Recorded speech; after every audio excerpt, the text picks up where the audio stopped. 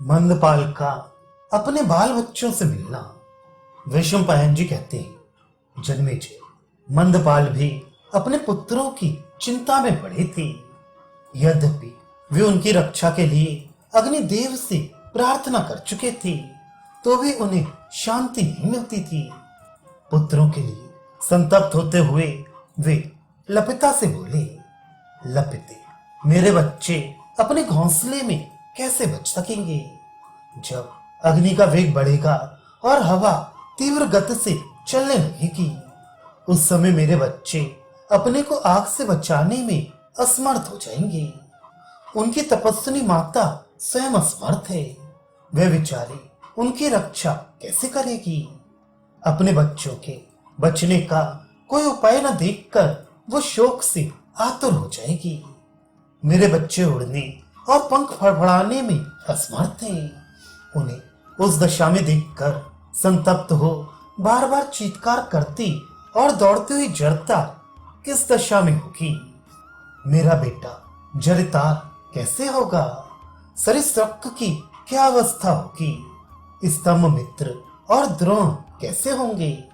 तथा वह तपस्विनी जरता किस हालत में होगी? भारत, मंदपाल मुनि जब इस प्रकार वन में अपनी स्त्री एवं बच्चों के लिए विलाप कर रहे थे, उस समय लपिता ने ईर्ष्या पूर्वक कहा, तुम्हें पुत्रों को देखने की चिंता नहीं है। तुमने जिन ऋषियों के नाम लिए हैं वे तेजस्वी और शक्तिशाली हैं। उन्हें अग्नि से तनिक भी भय नहीं है। मेरे पास ही तुमने अग्निदेव को स्वयं अपने पुत्र सौंपे थे और उन महात्मा अग्नि ने भी उनकी रक्षा के लिए प्रतिज्ञा की थी। वे लोकपाल हैं, जब बात दे चुके हैं तब उसे झूठी नहीं करेंगे। अतः स्वस्थ पुरुष, तुम्हारा मन अपने बच्चों की रक्षा रूप बंधुजनोचित कर्तव्य के पालन के लिए उत्सुक नहीं है। तुम तो मेरी दुश्मन उसी जरिता सौत के लिए चिंता करते हुए संतप्त हो रहे हो। पहले जरिता में तुम्हारा जैसा स्नेह था, वैसा अवश्य ही मुझ पर नहीं है। जो सहायकों से संपन्न और शक्तिशाली है, वह मुझ जैसे अपने सुहृद व्यक्ति पर स्नेह नहीं रखते और अपने आत्मीय जन को पीड़ित देखकर उसकी उपेक्षा करे। यह किसी प्रकार उचित नहीं कहा जा सकता। अतः अब तुम उस जरता के ही पास जाओ जिसके लिए तुम इतने संतप्त हो रहे हो। मैं भी दुष्पुरुष के आश्रय में पड़ी हुई स्त्री की भांति अकेले ही विचरूंगी। मंदपाल ने कहा, अरे तू जैसा समझती है उस भाव से मैं इस संसार में नहीं विचरता हूं। मेरा विचरना तो केवल संतान के लिए होता है। मेरी वह संतान ही संकट में पड़ी हुई है।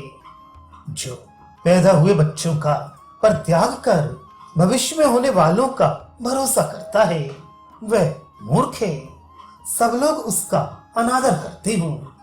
तेरी जैसी इच्छा हो वैसा कर। ये प्रज्वलित आग सारे वृक्षों को अपने लपटों में लपेटती हुई मेरे उद्विग्न हृदय में अमंगल सूचक संताप उत्पन्न कर रही है। वैशंपायन जी कहते हैं, जब अग्निदेव उस स्थान से हट गए, तब पुत्रों की लालसा रखने वाली जरिता पुनः शीघ्रता पूर्वक अपने बच्चों के पास गई। उसने देखा सभी बच्चे आग से बच गए हैं और सकुशल हैं। उन्हें कुछ भी कष्ट नहीं हुआ है और वे वन में जोर जोर से चहक रहे हैं। उन्हें बार बार देखकर वह नेत्रों से आंसू बहाने लगी और बारी बारी से पुकार कर वह सभी बच्चों से मिली। भारत, इतने में ही मंदपाल मुनि भी सहसा वहां आ पहुंचे, किंतु उन बच्चों में से किसी ने भी उस समय उनका अभिनंदन नहीं किया। वे एक एक बच्चे से बोलते और जरता को भी बार बार बुलाते, परंतु वे लोग उन मुनि से भला या बुरा कुछ भी नहीं बोले। मंदपाल ने पूछा, प्रिय, तुम्हारा ज्येष्ठ पुत्र कौन है? उससे छोटा कौन है? मंझला कौन है और सबसे छोटा कौन है? मैं इस प्रकार दुख से आतुर होकर तुझसे पूछ रहा हूं। तुम मुझे उत्तर क्यों नहीं देती?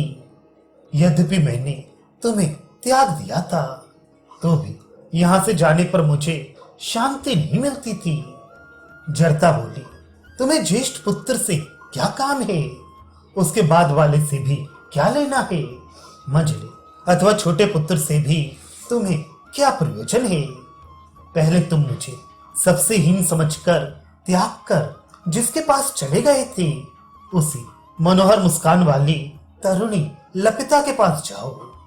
मंदपाल ने कहा, परलोक में स्त्रियों के लिए पर पुरुष से संबंध और सौतिया डाह को छोड़कर दूसरा कोई दोष उनके परमार्थ का नाश करने वाला नहीं है।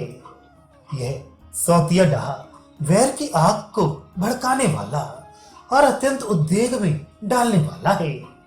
समस्त प्राणियों में विख्यात और उत्तम व्रत का पालन करने वाली कल्याणमयी अरुंधति ने उन महात्मा वशिष्ठ पर भी शंका की थी, जिनका हृदय अत्यंत विशुद्ध है, जो सदा उनके प्रिय और हित में लगे रहते हैं और सप्तऋषि मंडल के मध्य में विराजमान होते हैं।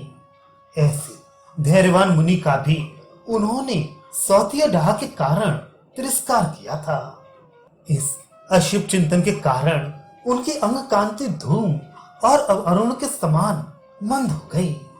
वे कभी लक्ष्य और कभी अलक्ष्य रहकर प्रच्छन्न वेश में मानो कोई निमित्त देखा करती हैं। मैं पुत्रों से मिलने के लिए आया हूं, तो भी तुम मेरा तिरस्कार करती हो, और इस प्रकार अभीष्ट वस्तु की प्राप्ति हो जाने पर जैसे तुम मेरे साथ संदेह युक्त व्यवहार करती हो, वैसा ही लपिता भी करती है।